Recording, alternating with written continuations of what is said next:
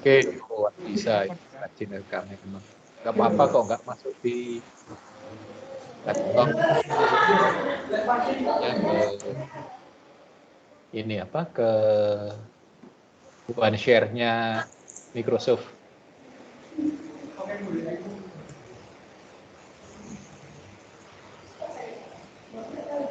Sudah bisa dimulai, Pak? Harusnya sih kurang 2 menit, tapi nggak apa-apa kalau mau dimulai saja. Kan masih harus pembukaan toh, harus ada doa dan sebagainya. Kalau memang mau dimulai, mulai saja Evelyn. Baik Pak, selamat siang Pak Dan teman-teman semua. Hari ini kelompok saya yang beranggotakan Evelyn, Yvonne, dan Kelvin akan mempresentasikan tentang preliminary audit. Sebelum presentasi dimulai, ada baiknya kita berdoa menurut agama dan kepercayaan masing-masing terlebih dahulu. Berdoa, saya persilahkan.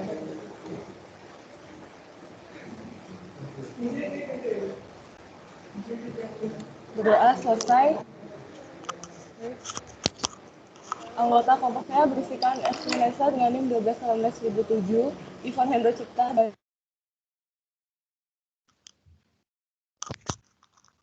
20. Yang pertama, kami akan membahas tentang pengertian audit. Audit adalah sebuah jasa yang diberikan oleh akuntan publik dengan cara mengumpulkan bukti, memeriksa, dan mengevaluasi laporan keuangan yang telah disusun oleh pihak internal perusahaan. Kemudian memberikan opini terhadap mengenai laporan keuangan tersebut. Tujuan audit adalah untuk menyediakan pemakaian laporan keuangan suatu pendapat yang diberikan oleh auditor tentang apakah laporan keuangan disajikan secara wajar dalam semua hal yang material sesuai dengan kerangka kerja akuntansi keuangan yang berlaku menurut ARAS pada tahun 2015. Sedangkan menurut Mulyadi pada tahun 2014, tujuan audit dinyatakan secara terperinci, yaitu proses sistematik tersebut ditunjukkan untuk memperoleh bukti yang mendasari pernyataan yang dibuat oleh individu atau badan untuk mengevaluasi, memihak, dan berprasangka terhadap bukti-bukti tersebut. Kemudian, kertas kerja. Kertas kerja adalah berbagai catatan yang diselenggarakan oleh auditor mengenai prosedur audit yang ditempuhnya, pengujian yang dilakukannya, informasi yang diperolehnya, dan kesimpulan yang dibuatnya sehubungan dengan auditnya. Menurut seksi 339 kertas kerja paragraf 3. Kemudian, menurut seksi 339 kertas kerja paragraf 5, kertas kerja audit harus bisa atau cukup menunjukkan catatan akuntansi harus sudah sesuai dengan laporan keuangan atau informasi lain yang dilaporkan dan standar audit yang digunakan. Kertas kerja memiliki 5 tujuan, yaitu untuk mendukung opini auditor mengenai kewajiban laporan keuangan, sebagai bukti bahwa auditor telah melaksanakan pemeriksaan sesuai dengan standar profesional akuntan publik, sebagai referensi bila ada pertanyaan dari pihak lain, sebagai salah satu dasar penilaian asisten, dan sebagai pegangan untuk audit tahun berikutnya.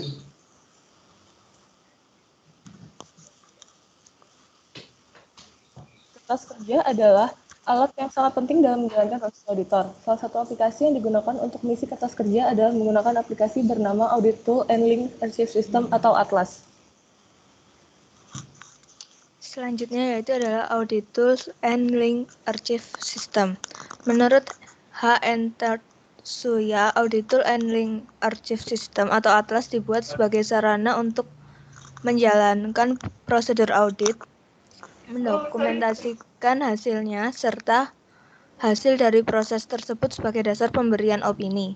Atlas diciptakan oleh Pusat Pembinaan Profesi Keuangan atau PPPK, Sekretariat Jenderal Kementerian Keuangan Republik Indonesia, bersama dengan Ikatan Akuntan Publik Indonesia atau IAPI menurut Okta tahun 2018.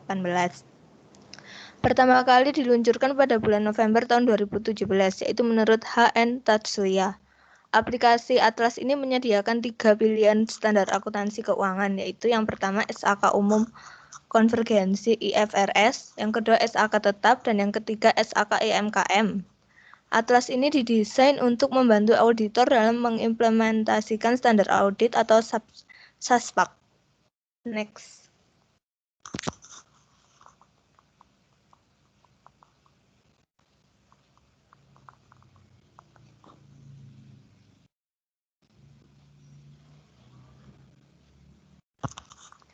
Selanjutnya yaitu penerimaan dan keberlanjutan dengan hubungan klien.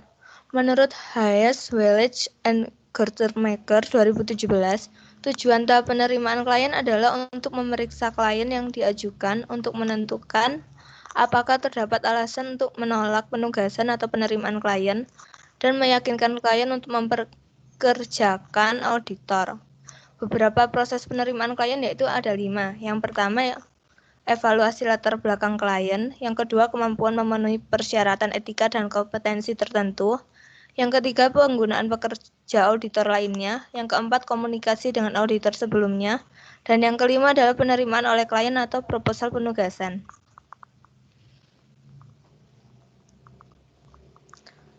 Alokasi jam jasa dan perencanaan lainnya.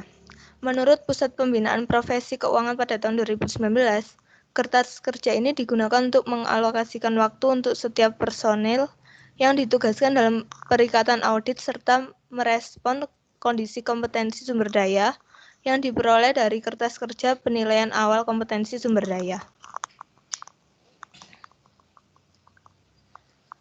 Surat perikatan.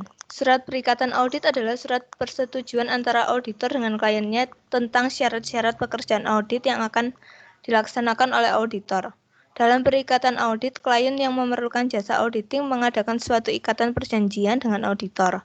Dalam ikatan perjanjian tersebut, klien menyerahkan pekerjaan audit atas laporan keuangan kepada auditor dan auditor sanggup untuk melaksanakan pekerjaan audit tersebut berdasarkan kompetensi profesionalnya. Sebelum audit atas laporan keuangan dilakukan, auditor perlu mempertimbangkan apakah yang menerima atau menolak perikatan audit atau audit manajemen dari kliennya. Beberapa tahap audit atas laporan keuangan. Yang pertama, mengevaluasi integritas manajemen. Yang kedua, mengidentifikasikan keadaan khusus dan risiko luar biasa. Yang ketiga, menentukan kompetensi untuk melaksanakan audit. Yang keempat, menilai independensi. Yang kelima, menentukan kemampuan untuk menggunakan kemahiran profesionalnya dengan kecermatan dan keseksamaan. Dan yang keenam adalah membuat surat perikatan audit. Secara umum, bentuk dan isi surat perikatan harus mencakup hal-hal berikut. Yang pertama, tujuan audit atas laporan keuangan. Yang kedua, tanggung jawab manajemen atas laporan keuangan. Yang ketiga, lingkup audit, termasuk penyebutan undang-undang, peraturan, pernyataan dari badan profesional yang harus dianut oleh auditor. Yang keempat adalah bentuk laporan atau bentuk komunikasi lain yang akan digunakan oleh auditor untuk menyampaikan hasil perikatan. Yang kelima, fakta bahwa audit memiliki keterbatasan bawaan bahwa kekeliruan dan kecurangan material tidak akan terdeteksi.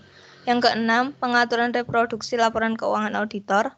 Yang ketujuh, kesanggupan auditor untuk menyampaikan informasi tentang kelemahan signifikan dalam pengendalian intern yang ditentukan oleh auditor dalam auditnya. Yang kedelapan, akses ke berbagai catatan, dokumentasi, dan informasi lain yang harus dalam kaitannya dengan audit. Dan yang kesembilan adalah dasar yang digunakan oleh auditor untuk menghitung pengaturan pengauditan.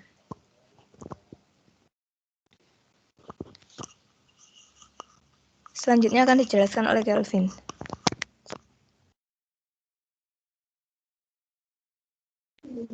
Ya, jadi kita lanjut ke studi kasus.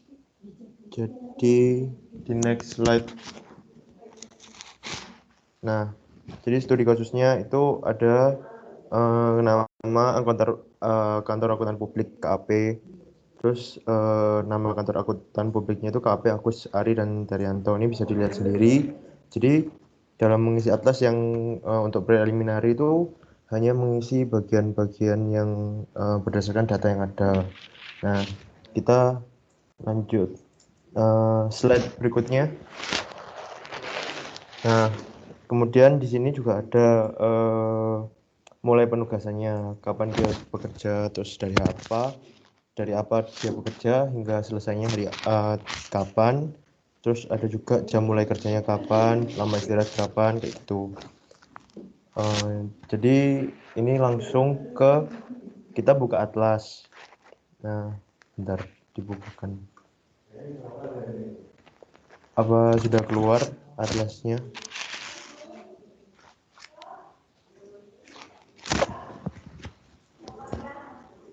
Halo? Sudah, Vin, sudah keluar. Oh, udah. Udah Oke. Nah, jadi untuk yang pertama itu diisi dari menu home. Nah, di sini itu ada, ini sudah diisi ya. Jadi Agus, nama kantor akuntan publiknya Agus Ari dan Daryanto. Lalu nama kliennya juga diisi. Nah, itu diisi berdasarkan data yang ada. Lalu jika ini semua sudah selesai, masuk ke konten, lalu ke A1 yaitu pre-engagement. Nah, langsung masuk ke menu A110. Di sini itu kita mengisi pada bagian A1101, 1102 dan seterusnya sampai 104. Nah, lalu diklik. Nah, nanti itu seperti ini. Jadi ini diisi ya kan berdasarkan data yang juga ada. Jadi berdasarkan hasil dari pelaporan pihak yang akan diaudit. Seperti apakah ada pada catatan atas laporan keuangan sebelumnya atau apakah ada opini audit sebelumnya. Kalau misal iya, ya tinggal diganti iya. Kalau tidak, tinggal diganti tidak. Seperti itu. Nah, nanti akan muncul di sebelah sini itu komplit. Kalau misal semua data yang sudah diisi, semua data yang ada di sini itu diisi. Nah, jika selesai, kembali ke sebelumnya, masuk ke bagian 1102. Nah, ini juga sama, ini cuma tinggal mengisi iya atau tidaknya, yaitu berdasarkan data yang ada. Lalu ke 1103. Nah, ini kita mengisi sendiri nama atau siapa saja yang masuk dalam program audit tersebut. Terus seperti ini Agus, lalu ada jabatannya apa itu. Nah, ini juga diisi berdasarkan data yang ada juga. Jika selesai, kita kembali 104. Nah, 104 ini juga mengisi ya atau tidak, seperti itu. Jika sudah selesai, ke konten kembali, lalu ke A120. Nah, di sini baru yang jam kerja. Jadi di sini diisi. Yang tadi kapan mulai dia bekerja. Tadi di contoh soal itu 1 September 2018.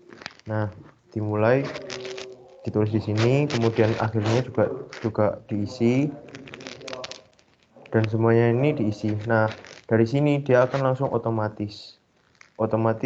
Jadi ini sudah ada rumusnya sendiri dari atlasnya, tinggal mengisi data yang ada.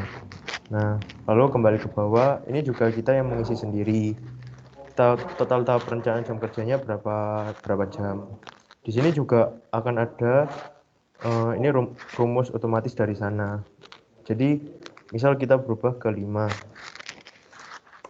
Nah, secara otomatis dia juga akan berubah gitu. Lalu jika sudah selesai ke 130 yaitu surat perikatan. Di mana surat perikatan ini ya cuman mengisi seperti yang ada di 110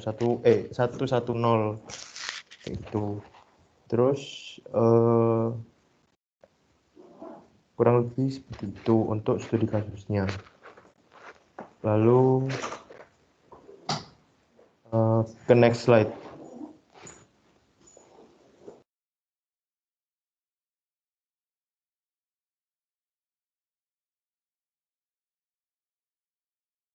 Nah, kesimpulannya, akuntansi merupakan suatu ilmu yang selalu memiliki hubungan dengan perekonomian. Karena akuntansi juga memiliki manfaat di dalam dunia bisnis untuk menyajikan informasi dan menyediakan laporan keuangan dengan tujuan untuk menyampaikan informasi kepada pihak yang berkepentingan, baik pihak internal maupun pihak eksternal dari perusahaan. Peran akuntansi publik sangatlah penting, yaitu meningkatkan kualitas dan kredibilitas laporan keuangan suatu entitas, terkhusus memberikan opini atas laporan keuangan entitas tersebut. Tanggung jawab akuntansi publik terdapat pada pemberian opini atau pernyataan pendapatan atas laporan keuangan entitas. Laporan keuangan seringkali digunakan sebagai dasar pertimbangan pada saat pengambilan keputusan mengenai kebijakan perusahaan. Lalu saran dari ini adalah akuntansi sangatlah dibutuhkan dalam dunia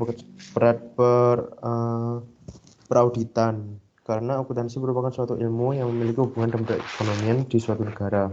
Akuntansi juga memiliki manfaat dalam dunia bisnis dan sangat dibutuhkan dalam dunia bisnis. Maka dari itu, banyak perusahaan yang membutuhkan seorang akuntan dikarenakan tanggung jawab seorang akuntan sangatlah besar dalam penyusunan laporan keuangan. Next. Sekian presentasi dari kami. Jika ada pertanyaan, silahkan angkat tangan.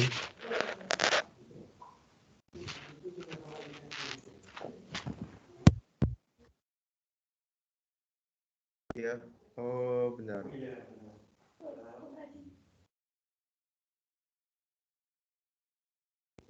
Kita mulai dari Andre Lukas Gio.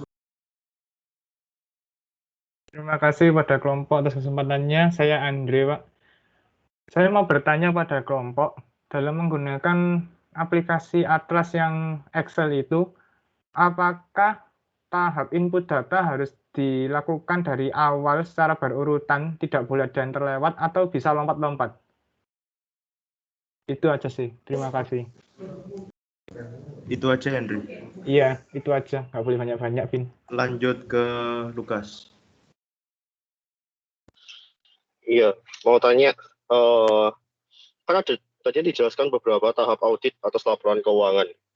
Itu tulisannya mengidentifikasi keadaan khusus dan risiko luar biasa.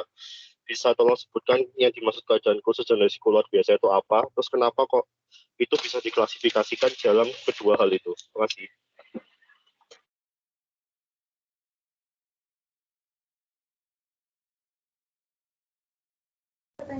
Boleh diulang nggak, Kas?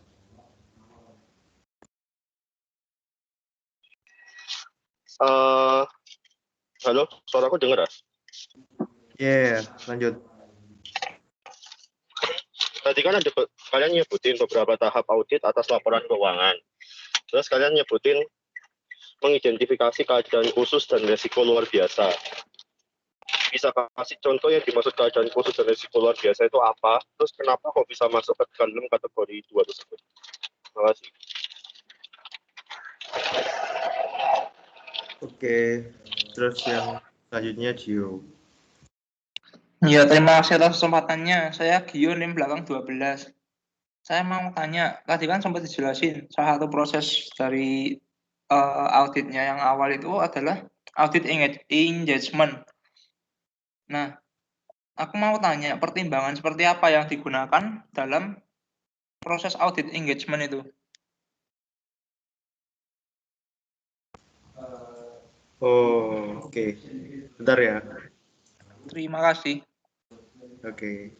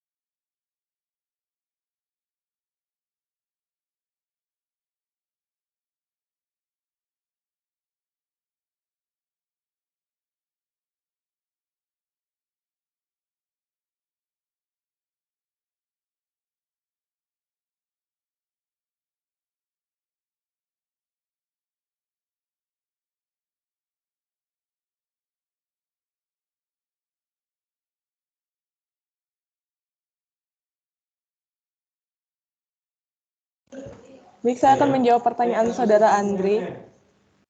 Jadi Andre bertanya, apakah tahap input data harus dari awal urut atau bisa lompat-lompat? Itu jawabannya harus urut karena itu sebuah prosedur, jadi lebih baik untuk dikerjakan secara urut. Apakah menjawab saudara Andre?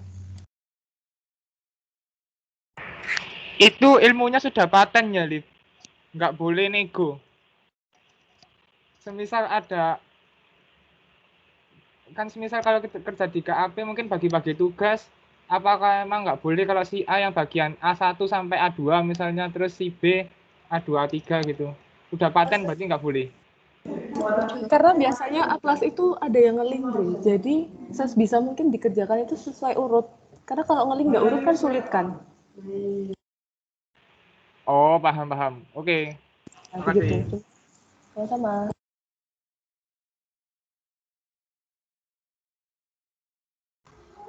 Oke, lanjut ke pertanyaannya Gio sama si Lukas. Ya, jadi ini nyambung ya. Kenapa kok harus ada pre-engagement? Karena itu gunanya untuk memitigasi resiko yang ada. Nah, resikonya seperti apa? Resikonya tuh yang seperti ditanyakan Lukas, resiko luar biasa. Dimana misal contoh ada suatu perusahaan, nah itu ternyata memiliki hubungan dengan pemerintah. Otomatis kan dia memiliki resiko yang besar terhadap eh, yang mengaudit juga, terus dilihat juga resikonya seperti apa dalam perusahaan itu. Jadi di sana tempatnya kita untuk memitigasi suatu resiko yang ada dalam prosedur audit yang akan dijalankan. Seperti itu. Apa ada yang ditanyakan lagi? Tulisannya kan ada. Ada, katanya apa hubungannya dengan perusahaan yang ikut ke pemerintah? Kenapa kok disebut resiko luar biasa? Nah, itu dia ngomong aku juga Bisa diulangi, Kas? Kan tadi kamu bilang salah satu resiko luar biasa kan sebagai contoh misal ada suatu perusahaan yang kerjasama dengan pemerintah itu kan masuknya dalam ke resiko luar biasa. Nah, kenapa kok bisa dimasukkan ke kategori itu? Apa kalau misalnya perusahaan dengan perusahaan lain apakah itu enggak termasuk ke dalam resiko luar biasa? Kenapa kok harus sama pemerintah? Jadi gini Kas, kalau misalnya kan suatu perusahaan yang bukan pemerintah, keuangannya kan jelas. Nah, terus kayak pasti aliran dananya tuh bisa dilacak gitu loh. Nah, sedangkan kalau misal pemerintah itu kita nggak tahu itu uangnya dari mana. Kayak bisa aja perusahaan pemerintah kan banyak, bisa aja dari sini dari 1A ke B, dari B ke A, seperti itu. Nah, sedangkan kalau misal kayak kita mau audit, kamu punya tempat makan. Nah, otomatis kan uangnya pasti dari kamu. Jadi resikonya lebih ringan daripada yang pemerintah. Kayak gitu, Mas. Contoh sederhananya kayak gitu. Paham? Kalau yang keadaan khusus sama resiko luar biasa itu sama apa enggak?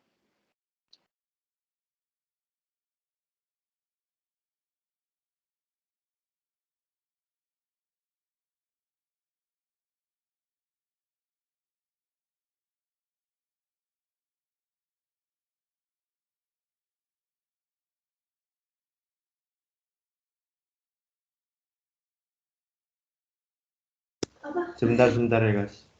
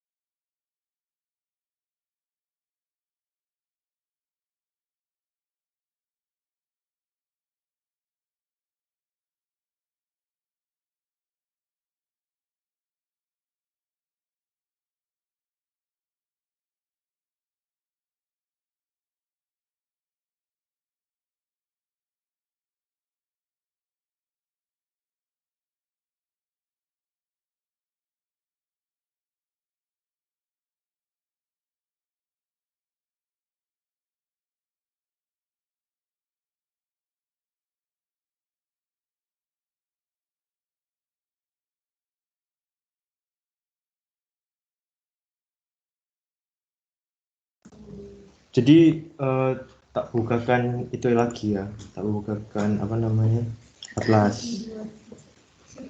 Apakah sudah keluar, Gas?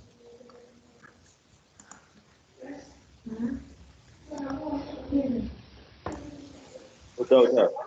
Nah, jadi apa yang dimaksud sama kejadiannya kan? Misal ini di bagian ke poin ke-6 itu kan ada tulisannya, apakah terdapat indikasi bahwa klien mungkin terlibat dalam pencucian uang dan terorisme sebagaimana yang dimaksudkan dalam PMK nomor 55 PMK 01 2017. Nah, ini gunanya kan untuk melihat apakah ada resiko yang besar dan juga apakah ada kejadian yang pencucian uang, otomatis kejadian yang luar biasa kan. Nah, itu kayak gitu. Nah, kita di sini itu memitigasi supaya kita mengerti resikonya itu sebesar apa perusahaan yang mau diaudit ini, kayak gitu. Oh, oke. Terima kasih.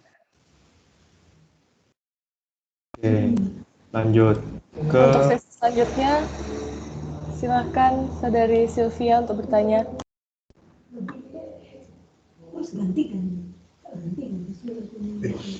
Baik, terima kasih. Saya Sylvia dengan NIM 1218132. Saya ingin bertanya, kira-kira proposal untuk melanjutkan hubungan dengan klien itu mendiskusikan apa saja ya? Bisa tolong dijelaskan. Terima kasih.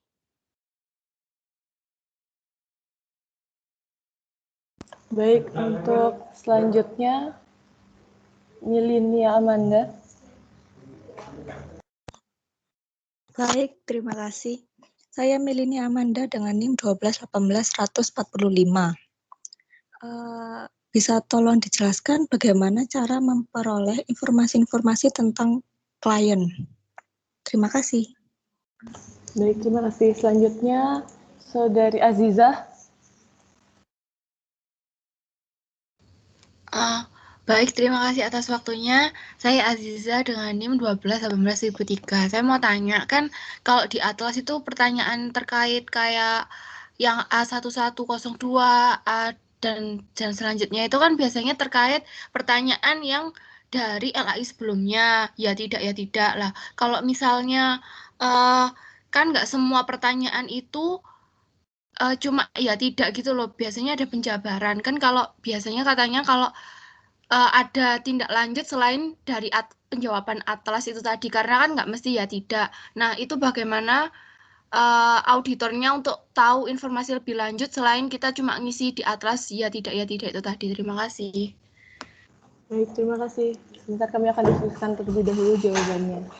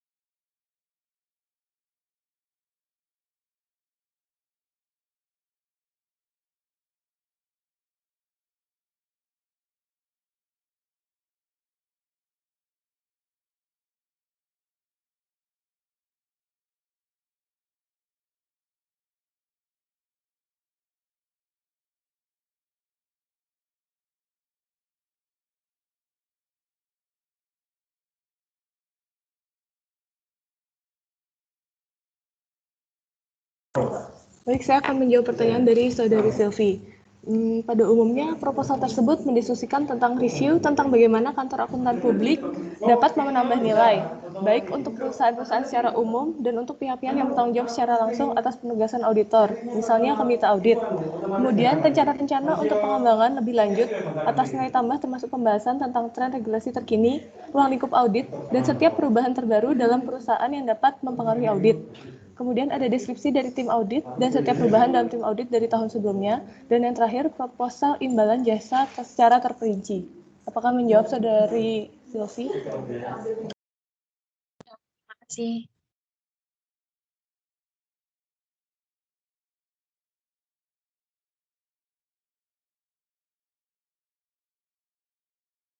Kemudian saya akan menjawab pertanyaan dari Saudari Mili. Untuk memperoleh informasi tentang klien terdapat 3 sumber, yaitu pengalaman dengan klien, yaitu metode yang dapat digunakan untuk memperoleh informasi dengan cara review atas dokumentasi, berdiskusi dengan pengacara klien, banker, manajemen audit sebelumnya. Kemudian ada informasi yang tersedia secara umum. Metode ini dilakukan dengan pencarian terhadap media dan basis data, situs website perusahaan, dan sebagainya. Kemudian informasi dari klien itu sendiri. Metode dengan cara mereview atas dokumen klien, diskusi dengan manajemen dan staf. Diskusi ini dapat digunakan untuk mengetahui sistem pengendalian internal klien, tata kelola, dan risiko-risiko bisnis dari klien. Apakah bisa menjawab, Saudari Mili? Terima kasih kelompok. Sama. Oke, pertanyaan selanjutnya dari siapa? Aziza.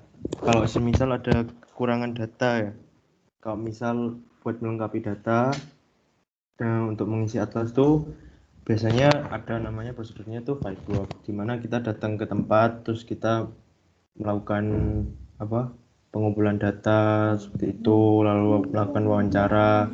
Nah dari sana itu kita dapatnya itu data-data yang kurang.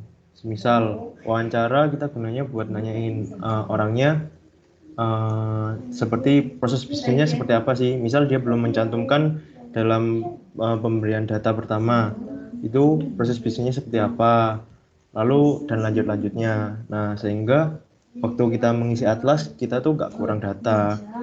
Jadi memang metodenya dari sana, dari fieldwork itu. Kita datang ke tempat buat tanya, terus mengumpulkan data, seperti itu. Apa ada yang ditanyakan lagi? Baik, terima kasih. Lanjut Jessica, Angel, sama Ilona.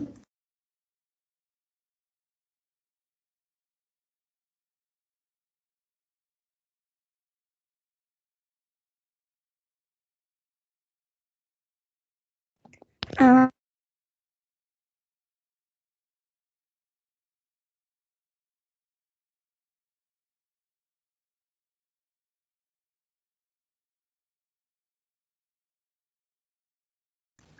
Ya, Jessica.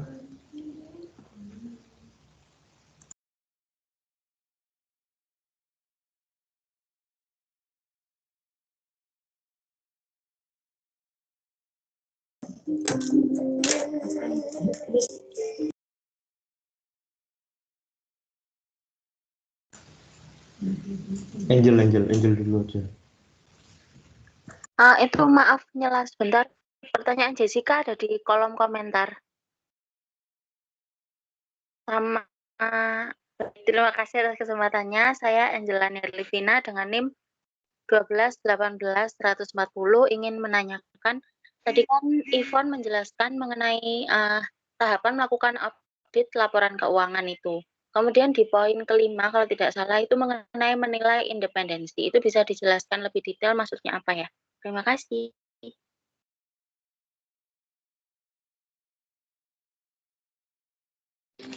Maaf saya nggak jadi tanya karena pertanyaannya sama kayak Angel. Terima kasih.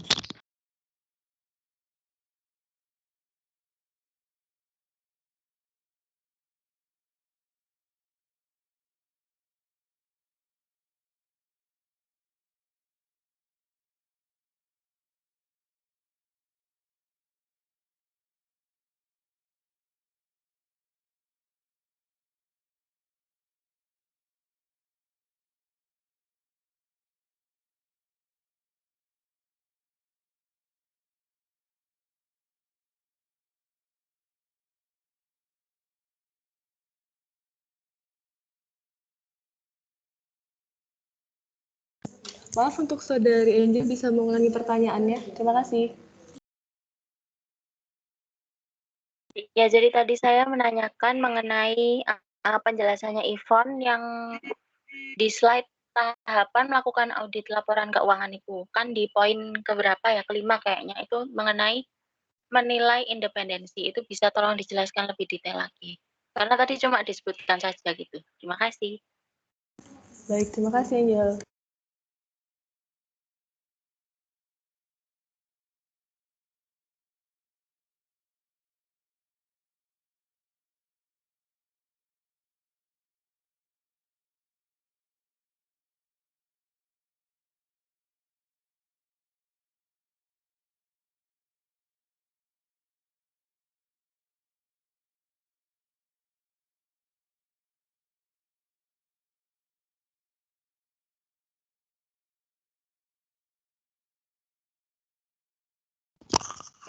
Baik, saya akan menjawab pertanyaan dari Saudari Angela mengenai tahapan dalam audit atas laporan yang poin kelima. Poin kelima tadi berbunyi menentukan kemampuan untuk menggunakan kemahiran profesionalnya dengan kecermatan dan keseksamaan. Nah, maksud penjelasannya yaitu kita harus kayak menentukan waktu perikatannya, lalu mempertimbangkan jadwal pekerjaan lapangan, dan pemanfaatan personel klien menjadi penentu kecermatan dan keseksamaan penggunaan kemahiran profesional auditor. Jadi dalam mengaudit itu harus membutuhkan profesionalan auditor. Apakah menjawab? Belum. Maaf sebelumnya tadi itu saya menanyakan mengenai menilai independensinya, bukan poin kelimanya itu yang saya tekankan. Yang mengenai menilai independensi. Oh, ya. Jadi maksudnya itu sebelum menerima perikatan, auditor harus memastikan bahwa setiap profesional yang menjadi anggota tim audit tidak terlibat atau memiliki kondisi yang menjadikan independensi auditornya untuk diragukan. Begitu penjelasan dari poin keempat yang berbunyi tentang menilai independensi. Ya, baik. Terima kasih. Sama-sama. Saya mau menjawab yang Jessica, apakah surat perikatan audit ada tahapan akhir sebelum melaksanakan audit? Tahapan terakhirnya itu adalah tanda tangan persetujuan antara auditor, klien, dan pihak terkait. Nah, di situ itu isinya prosedur apa aja yang akan kita lakukan, terus kapan kita melakukan, berapa lama kita melakukan, seperti itu. Nah, itu setelah selesai baru prosedur audit dijalankan. Seperti itu. Apakah ada yang ditanyakan lagi?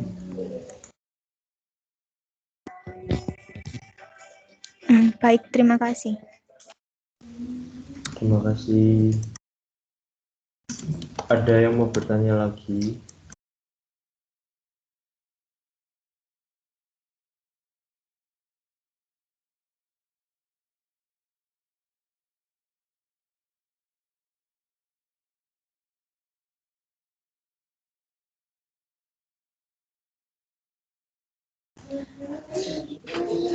Saya kira nggak ada yang mau bertanya lagi ya.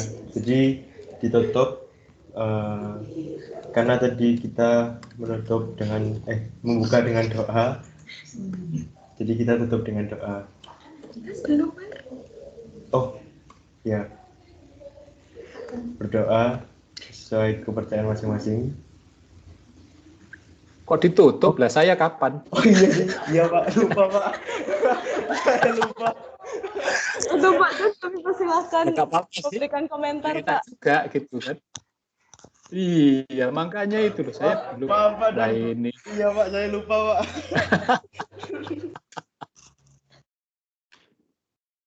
Ingin segera aja. Oke, ya. Terima kasih kelompok untuk presentasinya, menarik karena kelompok ini sudah memulainya dengan dengan baik ya. Karena sudah mengantar kita pada sesuatu yang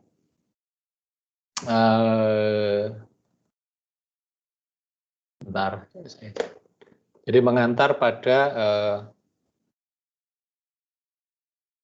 yang barang baru lah katakanlah kalau untuk yang belum terlalu sebentar saya ini harus menjawab juga.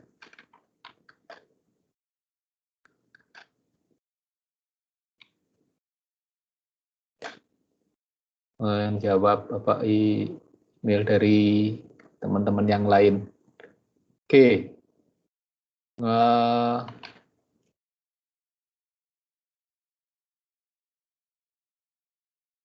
Nah, apa yang sebenarnya kemudian disampaikan oleh kelompok ini kan sebenarnya sesuatu yang relatif ya baru ya, karena kita kemudian harus bergelut dengan yang namanya atlas. Dan atlas itu kan basisnya adalah sebenarnya tidak terlalu sulit karena basisnya adalah Excel. Jadi kemudian kenapa kok Excel? Karena ada banyak isian yang memang kemudian sifatnya adalah formula. Sebenarnya akan lebih bagus kalau memang dibuat dalam bentuk aplikasi. Tapi aplikasi itu tidak fleksibel. Jadi kenapa kok Atlas itu menggunakan Excel? Karena Excel itu fleksibel. Kalau kemudian jawabannya ya dan tidak jelas. Kemudian kalau kemudian diisi dengan yang sifatnya deskriptif, seperti yang ditanyakan oleh siapa tadi ini, oleh Aziza, itu masih bisa. Tapi kalau kemudian kita menggunakan aplikasi, akan kemudian pilihan jadi apa ya, deskriptifnya itu jadi lebih pilihan A, B, C, D, E, dan sebagainya. Sehingga Atlas ini memang kemudian dipilih menggunakan Excel. Sebenarnya bisa kalau kemudian menggunakan yang lain, contohnya menggunakan ini apa namanya, atasnya Excel itu loh. Setelah Excel itu yang biasa dipakai itu, kok saya lupa. Ada programnya Microsoft Office yang kemudian bisa dipakai selain punyanya Excel, itu ada. Yang itu bisa termasuk di dalamnya bisa juga ada bentuk-bentuk formula dari Excel. Yang gambarnya kunci itu loh, saya lupa itu apa namanya. Microsoft apa itu? Access, Pak. Access, betul, Microsoft Access. Itu yang sebenarnya bisa kemudian di dalamnya itu baik bentuk Word, bentuk dalam bentuk apa Excel yang bentuk, terus dalam bentuk PPT grafik itu bisa sebenarnya yang masuk. Tapi mungkin belum ini ya, belum dirasa perlu untuk hari-hari ini, karena ternyata dengan menggunakan, katakanlah dengan menggunakan Excel saja sudah cukup baik, walaupun Excel-nya terus dikembangkan ya, dari bentuk yang pertama kali beta tahun 2007, terus kemudian 2008 itu bentuk ini apa namanya yang versi penuh pertama, terus kemudian revisiannya itu 2008.1 dan kemudian ada versi yang akademik. Jadi untuk belajar itu semuanya bisa dikembangkan. Nah, kalau kemudian itu menjadi apakah nanti menjadi akses atau kemudian menjadi aplikasi yang lain, kita belum tahu seperti apa Atlas. Tapi sampai hari ini ternyata penggunaan Atlas itu cukup membantu untuk kemudian banyak hal. Baik untuk terutama untuk ini ya, menentukan awal kita perikatan. Jadi data-datanya klien itu kita bisa masukkan, baik itu dari informasi yang kita dapatkan. Kalau kita lama kan kita tinggal memasukkan data yang lama. Kalau katakanlah tahun kedua atau tahun ketiga. Tapi kalau KAP-nya itu adalah tahun pertama, maka dia kemudian bisa mendapatkan informasi dari KAP sebelumnya, terus kemudian menambah dengan yang tadi sudah dijelaskan, bila ada kekurangan itu melakukan fieldwork, melakukan kerja lapangan dengan kemudian mewawancarai langsung di lapangan pada klien yang kemudian tentu saja pada auditinya langsung, entah itu bagian keuangan, entah itu bagian apa, atau kemudian kalau perlu berbicara dengan katakanlah komisaris independen. Ya ini contoh aja gampangnya itu kan, kemudian saat sebenarnya kan ketemu auditinya langsung bagian keuangan, contohnya langsung deh ini yang kemudian dialami oleh waktu saya di audit ya, karena kebetulan tahun pertama dan kan saya meminta full audit, auditor di tempat saya bekerja di sebuah koperasi itu data yang sudah didapat dari katakanlah dari auditor yang sebelumnya itu ternyata kurang banget gitu loh, banyak hal yang kurang, terus kemudian sampai harus melakukan bertemu dengan auditinya langsung dengan manajer dan bagian keuangan. Ternyata juga informasi itu kurang.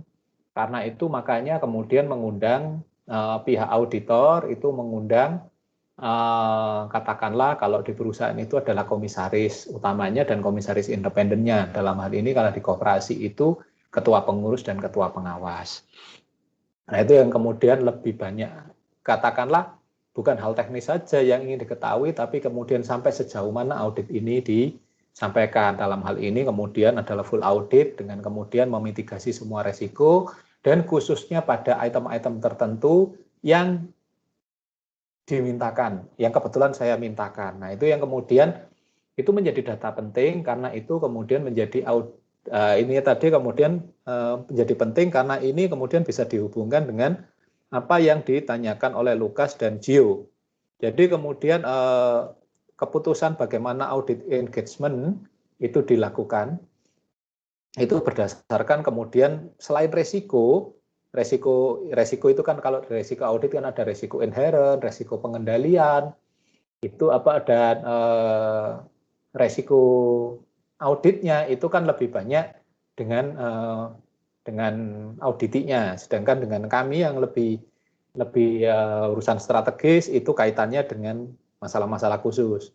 Contohnya lagi ternyata seperti bahwa kemudian katakanlah kooperasi tempat saya bekerja itu 11 ada rapat berlangsung kami beroperasional ada punya 11 TP, ada di 7 kota dan kabupaten se-Jawa Timur. Nah, itu kan ada pertimbangan resiko yang lain, dan kemudian jumlah anggota 8.500, jumlah penabungnya sekian, dan itu kan yang itu data itu yang kemudian hasil dari fieldwork. Dan kemudian sebenarnya ngeri-ngeri sedap itu ya saat kemudian Pak Sandy menerima pekerjaan itu, karena kemudian ternyata ya mungkin karena sungkan ya terpaksa diambil dengan pekerjaan yang cukup besar dan luas, tapi kemudian timbal baliknya bahwa kami kemudian full support, artinya bahwa kemudian untuk perjalanan ke tempat audit dan sebagainya, khususnya yang jauh-jauh, itu akan dibantu oleh kantor atau oleh koperasi, padahal biasanya oleh auditi, padahal biasanya auditornya berangkat sendiri gitu ya. Nah, itu ada hal-hal yang kemudian bisa dinegosiasikan. Nah, itu yang kemudian itu diisikan semuanya. Nah, itu diisikan semuanya di dalam atlas, kemudian muncul seperti apa sih engagement-nya, oke, layak diterima atau tidak, bisa diteruskan atau tidak. Nah, itu yang kemudian jadi pertimbangan. Nah, pertanyaan dari deskriptif sudah, perikatan audit sudah, terus kemudian dari siapa tadi yang bahwa kemudian datanya itu ya dan tidak. Dari Aziza ya, sifatnya itu biner. Bahwa kemudian ada yang deskriptif bagaimana. Nah, itu yang kemudian itu yang menjadi perlakuan khusus, menjadi pertimbangan khusus bagi auditor, khususnya untuk hal-hal yang, nah untungnya fidusia memang kami kemudian punya banyak klien, katakanlah anggota kami 8.500 dengan jumlah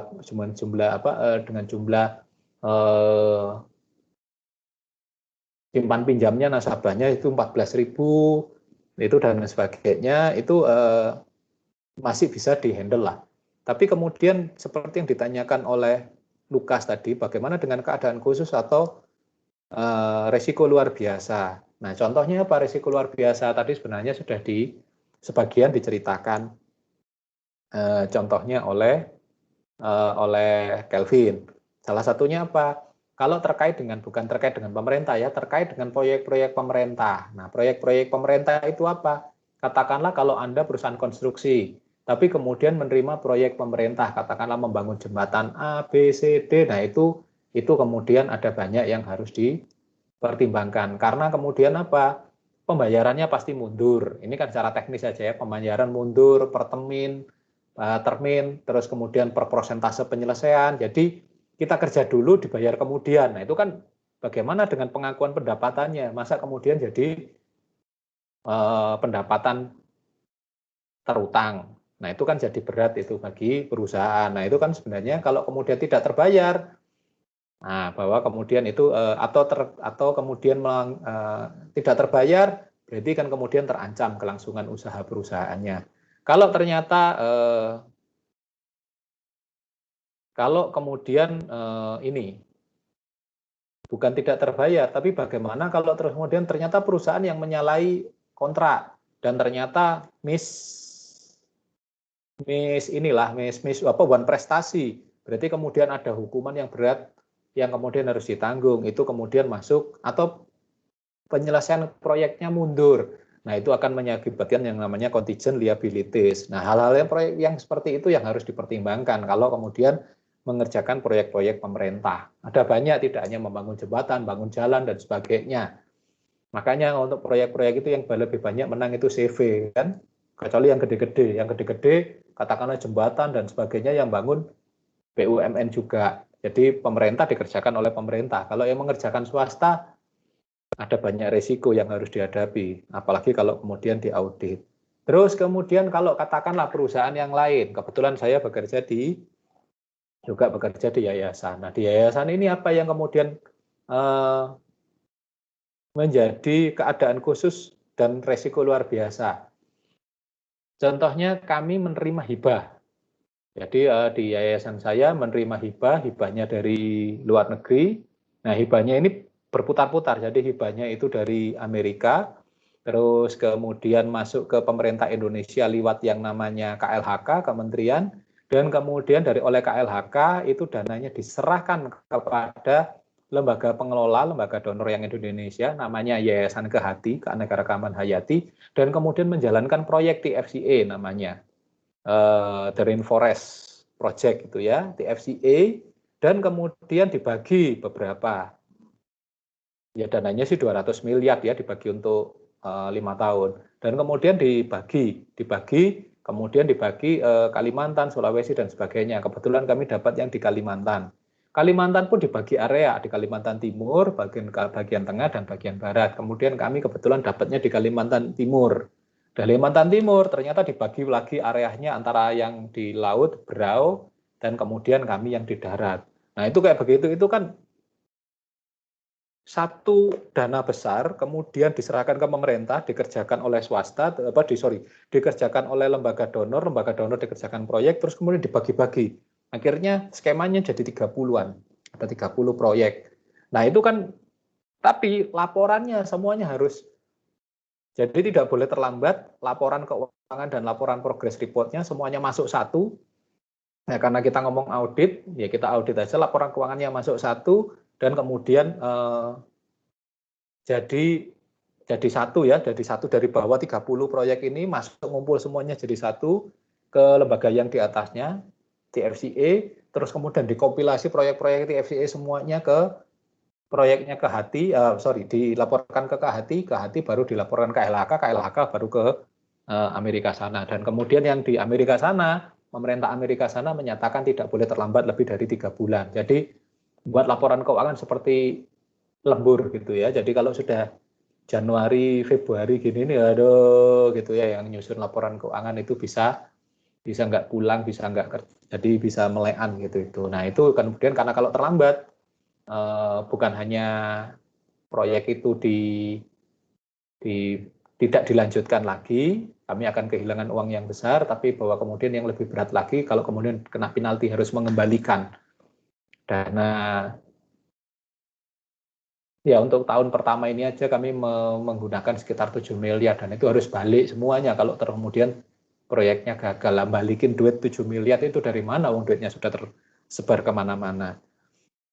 Nah, itu hal-hal kayak begitu, itu adalah kemudian menjadi hal yang risiko luar biasa yang harus dipertimbangkan.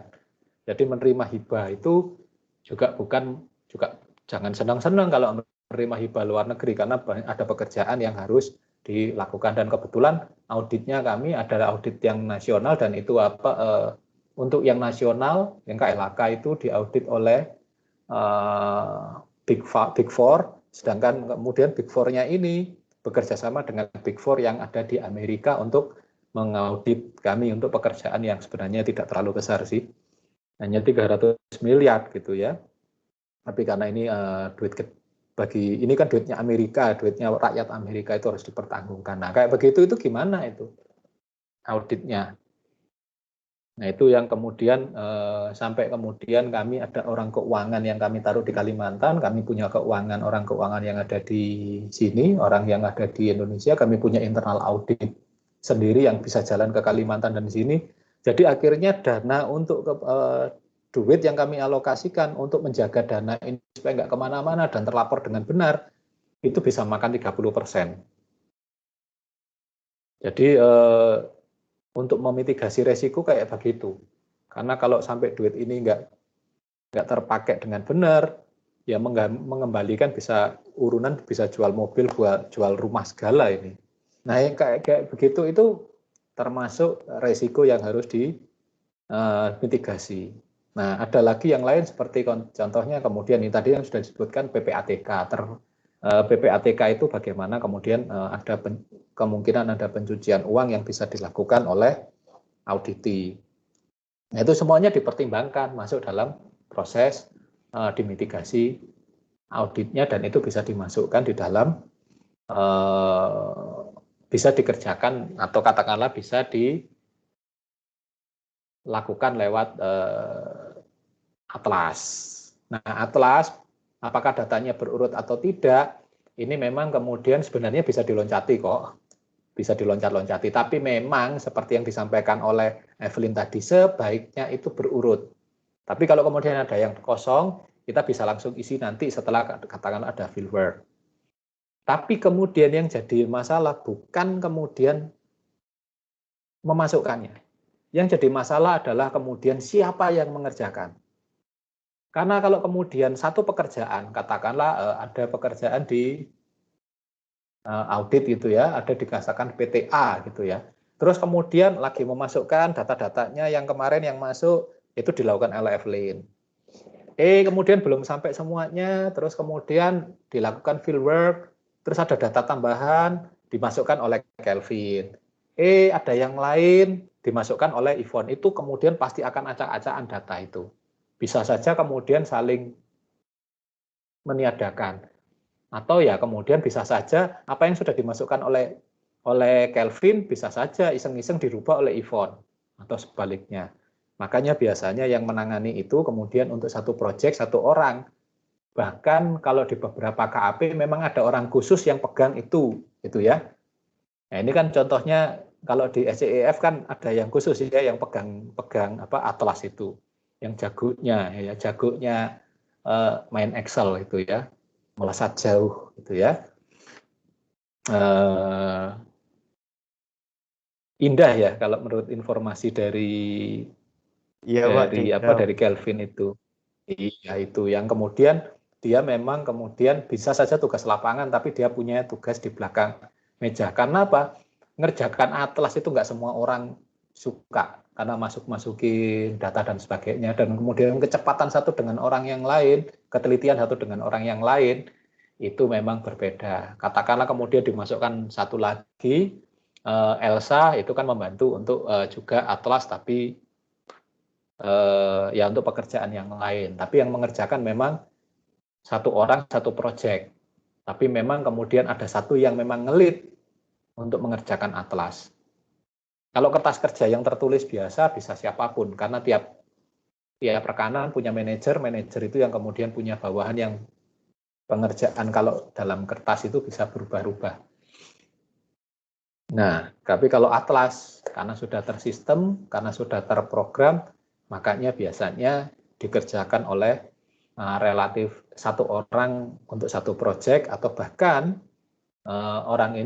satu orang itu bertanggung jawab pada atau tim kalau perusahaan besar, kalau KAP-nya besar itu tim yang bertanggung jawab untuk mengerjakan atlas supaya memang bahasanya sama, supaya semuanya sama gitu ya. Nah, itu sih yang menjadi pertimbangan kenapa kemudian atlas itu memang butuh perhatian khusus gitu ya. Oke. Kira-kira begitu intinya kurang lebihnya ya. Tapi ini masih awal, masih bisa kita eksplor lebih jauh lagi mengenai atlas, lebih detail, dan kebetulan memang sebenarnya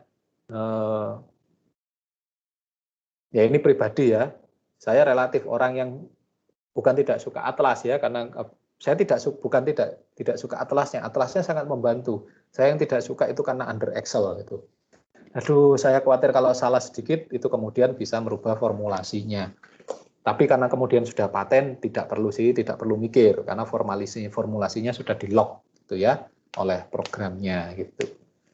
Tapi kenapa Excel itu yang jadi kemudian sejak atlas itu keluar saya belajar itu, kenapa Excel sih? Kenapa tidak menggunakan minimal akses atau menggunakan program yang lebih canggih gitu ya? Kenapa harus Excel gitu ya? Dari semua program yang paling saya tidak suka itu adalah Excel. Rumusnya panjang.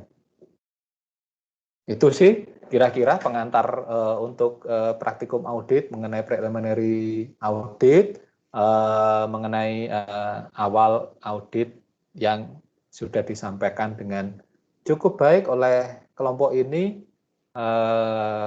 Pun kalau ada kekurangan nanti kemudian saya kirim sebentar lagi apa yang harus direvisi dan ditambahkan di kelompok ini. Ada beberapa memang yang masih miss ya, tapi secara umum sih cukup bagus, itu ya. Oke, itu aja. Ada yang lain yang ingin ditanyakan oleh kelompok? Sejauh ini kalau tidak saya ada. boleh tahu, Oh ya, Bapak. belum ada. Oke, kalau boleh tahu minggu depan siapakah yang akan maju setelah kelompoknya Evelyn, Yvonne, dan Kelvin? Atau jangan-jangan nanti bolak-balik, yang minggu depan maju kelompok yang tadi maju, kelompoknya Fajar.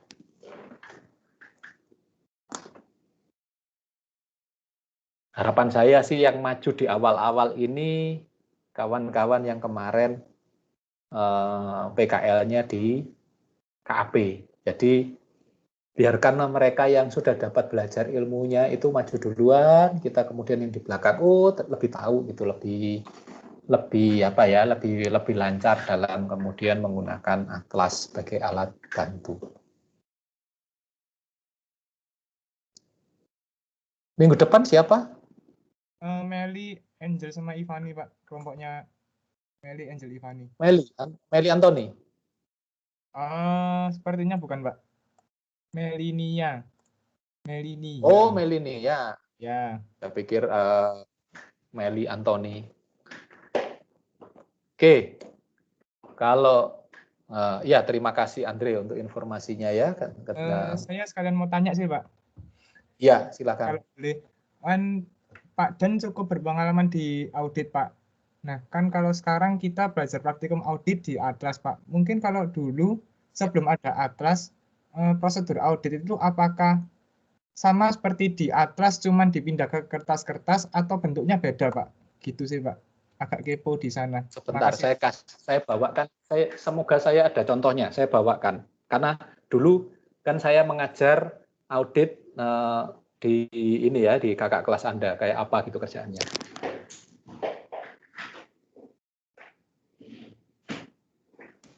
Andre. Nah, ada. Ternyata ada. Nah, ini salah satu contohnya. Segini ini kertas kerja. Jadi semuanya di-copy, semuanya ditulis dalam bentuk copy. Ini yang mengerjakan kakak kelas Anda untuk tugas laporan audit. Kebetulan ini yang auditinya adalah Departemen Penjaminan Mutu di Majung. Ini kakak kelas Anda angkatan 2011. Ini kayak begini. Ini kertas kerjanya loh. Jadi ya sama sebenarnya prosedurnya, tapi dalam bentuk kertas gini harus diketik satu persatu. Ini. Jadi ada gini ya. Ini masih jadi satu.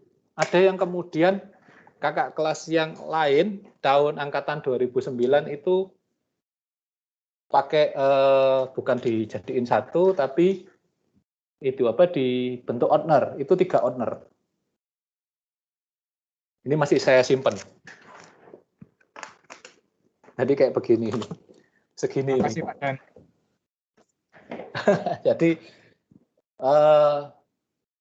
kalau sebenarnya atlas itu di print, juga saya pikir dan saya yakin tebelnya juga akan saingan dengan ini ada hasil temuan auditnya, ini hasil temuan audit. Terus kemudian apalagi nih, sampai dikasihin tanda-tanda gitu. Procurement-nya.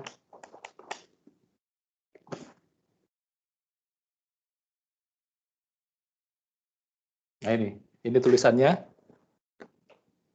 kertas kerja segini tebelnya. Jadi berbahagialah yang 2008 ke atas karena sudah alat bantunya, tidak perlu semuanya diketik. Jadi itu pekerjaannya kayak begitu. Jadi sebenarnya relatif sama persis, tapi semuanya on paper. Atlas enaknya bisa disimpan, dan atlas itu disimpan, kalau kemudian dibutuhkan baru di print. Kalau tidak dibutuhkan nggak perlu dicetak. Dan harus disimpan minimal 10 tahun. Jadi ya kayak gitulah kerjaan audit. Yang sudah mengalami mungkin tahu rasanya ya, Evelyn dan teman-temannya. Enaknya jalan-jalan, bisa main ke sana kemari, nggak enaknya ya tebel. Kerjaannya ngalah-ngalahin kerja, ngalah-ngalahin buat skripsi. Oke, gitu Andre. Iya Pak, makasih banyak Pak Dan.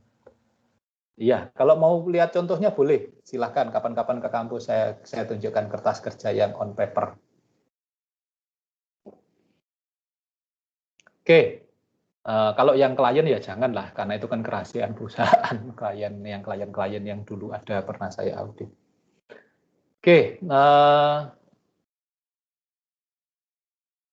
ada ya, kalau tidak ada yang lain lagi, saya akan cukupkan dan akhiri sampai di sini perkuliahan hari ini. Semoga bermanfaat, semoga Anda bisa mendapatkan pengalaman yang baru, dan semoga kita melewati perkuliahan semester ini dengan baik, tetap sehat dan lulus dengan baik, bahkan lulus dari Universitas Majung dengan baik juga ya di tahun depan. Oke, mari kita berdoa menurut iman dan kepercayaan masing-masing, dipersilahkan.